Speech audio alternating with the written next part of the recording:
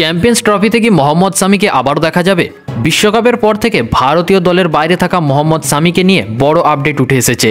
তার ফিটনেস নিয়ে অনেক বড় প্রশ্ন উঠেছে, কিন্তু এই মুহূর্তে যে খবরটা সামনে এসেছে তা একদম চমকে দেওয়ার মতো। সামি কি ফাইনালি দলে ফিরবেন?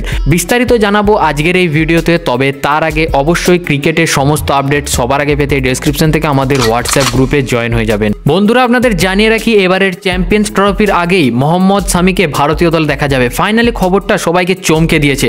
মোহাম্মদ সামি ভারতীয় ক্রিকেট দলের সেই বোলার যিনি যখনই বল হাতে নিয়েছেন বিপক্ষের ব্যাটসম্যানদের উইকেট উড়িয়ে দিয়েছেন। তবে 2023 বিশ্বকাপের পর থেকে এখনও পর্যন্ত মোহাম্মদ সামিকে ভারতীয় জার্সিতে দেখা যায়নি। এখন সামনে রয়েছে চ্যাম্পিয়ন্স ট্রফি এবং যে খবরটা ক্রিকেট মহলে সবচেয়ে বেশি ঘোরাফেরা করছে তা হচ্ছে মোহাম্মদ সামিকে আদৌ ফিরে আসতে পারবে চ্যাম্পিয়ন্স ট্রফির আগে। তবে বন্ধুরা, আপনাদের জানিয়ে রাখি, মোহাম্মদ সামি পুরোপুরিভাবে ফিট হয়ে গেছেন। এটি এখন ব্রেকিং নিউজ।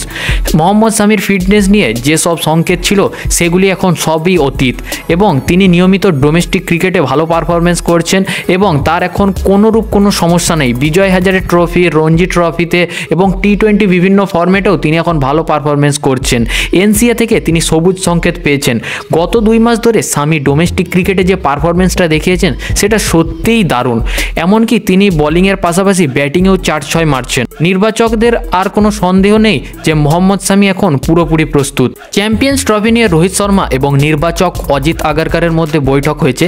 সেখানে সিদ্ধান্ত নেওয়া হয়েছে মোহাম্মদ সামিকে দলে ফেরানো। 2023 বিশ্বকাপে মোহাম্মদ সামি যে পারফরমেন্সটা দেখিয়েছে তা সবাইকার মন জয় করে নিয়েছে। 7টা ম্যাচ খেলেছে মাত্র, আর 24টা উইকেট নিয়েছে। এত ভালো পারফরমেন্সের পরেও তিনি কিন্তু দলে সুযোগ পাচ্ছিলেন না। তবে এবার সমস্ত অপেক্ষার অবসান হবে। 2023 বিশ্বকাপের সময় হার্দিক পান্ডিয়ার চোটের কারণে মোহাম্মদ সামিকে দলে জায়গা দেওয়া হয়েছিল এবং তিনি ভালো পারফরমেন্স করে দেখিয়েছে। আর তার দুর্দান্ত বোলিং দেখে দর্শকরা সত্যিই মজা পেয়েছিল। সামি ভারতীয় দলের সবচেয়ে দ্রুত 150 উইকেট নেওয়া বোলার।